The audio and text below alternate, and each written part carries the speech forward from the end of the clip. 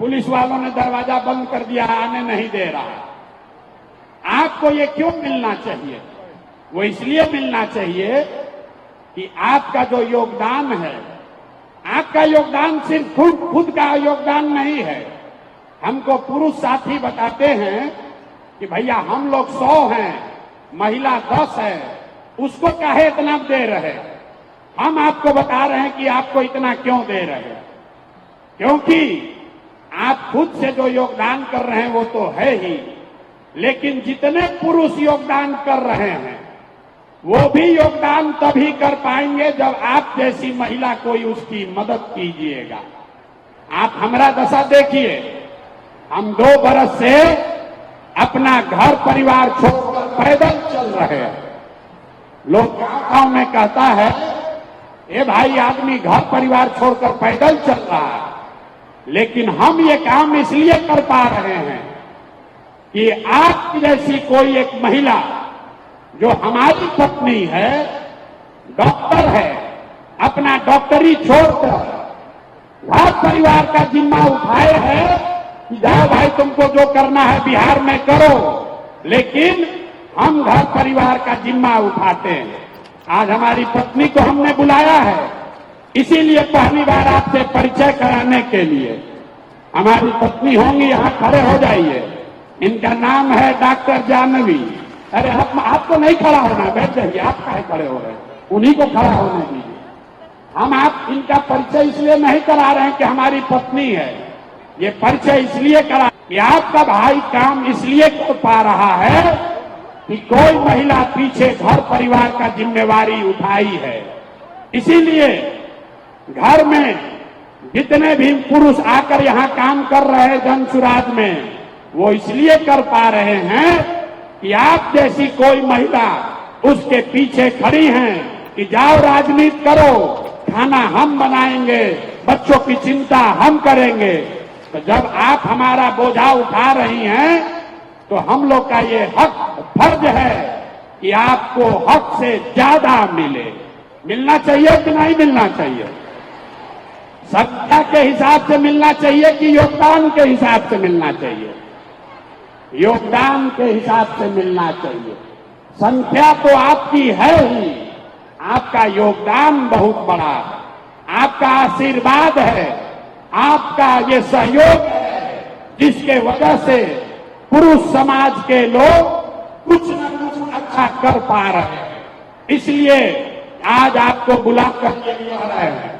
अब आप बताइए, अगले विधानसभा चुनाव में आपके राखी के बदले आपकी हिस्सेदारी कितनी होनी चाहिए? हमने 40 तय किया, शायद कम है, लेकिन आप सब लोग खाना बनाते हैं। आपको मालूम है कि बढ़िया खाना भी, उनको बैठने दीजिए, उनको बैठने दीजिए। उनका परिचय का कोई महत्व नहीं है। बैठिए बैठिए बैठिए। यहाँ की नहीं है, बिहार की, हिंदी में न बोल पाएंगी। ये असम की हैं, हिंदी में नहीं बोल पाएंगी, इनको बैठने दीजिए। तो इतना दिखा रहे हैं कि हम काम इसलिए कर पा रहे हैं कि कोई महिला हमारे पीछे खड़ी है। तो जो भी पुरुष जन सुराज में जुड़कर काम कर रहा है वो इसलिए कर पा रहा है क्योंकि कोई ना कोई आप जैसी महिला उसके पीछे खड़ी है। खाली इतना समझाने के लिए आपको बोल रहे हैं। तो आपकी भागीदारी कितनी होनी चाहिए?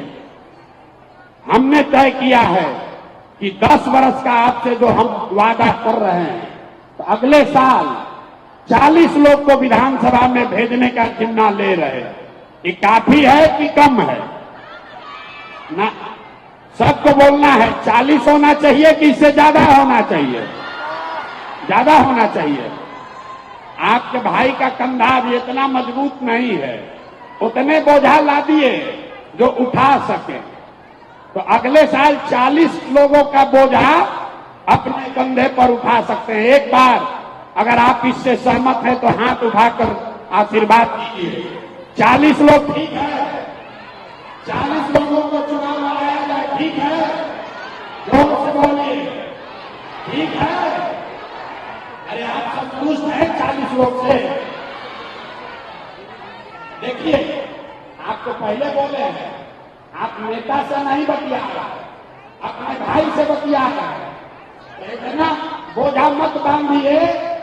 राखी में आपको भाई अगर 100 रुपया देता है, अगर कम कमाने वाला है, आप कहते हैं ना पैसा रखो कि तुमको जरूरत पड़ेगा, हमको 10 रुपया सगुन के तौर पर देके निपटा दो, तो हम अभी 40 से सगुन करना चाहते हैं और अगले चुनाव में इसको 70-80 तक पहुंचाया है। अब आप सोचकर बताइए, आपके भाई के कंधे पर कितना बोझा होना चाहिए, 40 की ज्यादा? दिल बना करके बताइए, बहन बन के बताइए, 40 ठीक है? 40 ठीक है कि नहीं है? देखिए, कि जितना हमारे समाज की बहन है वो लोग सही ठीक कह रहा है, नहीं 40 ठीक है। और जितना पढ़ा लिखा होशियार लोग है करना भैया और बढ़ाइए। देखिए, ये पार्टी के संविधान में 2 अक्टूबर को लिखा गया है, इसलिए एक बार फिर से आपसे आपकी सहमति और आशीर्वाद चाहते हैं।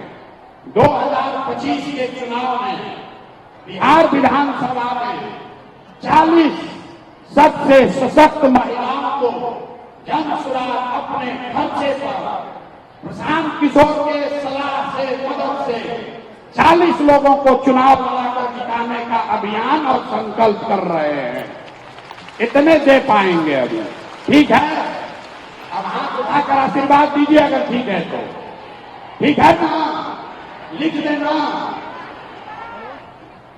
इतने जोर से बोलिएगा तो कैसे? अरे 40 विधानसभा का बात लिख दें कि ना लिखे? लिख दिया जाएगा। अब 2030 में संख्या बढ़ाकर 70 या 80 किया जाएगा, इस बात को भी लिख कर देंगे।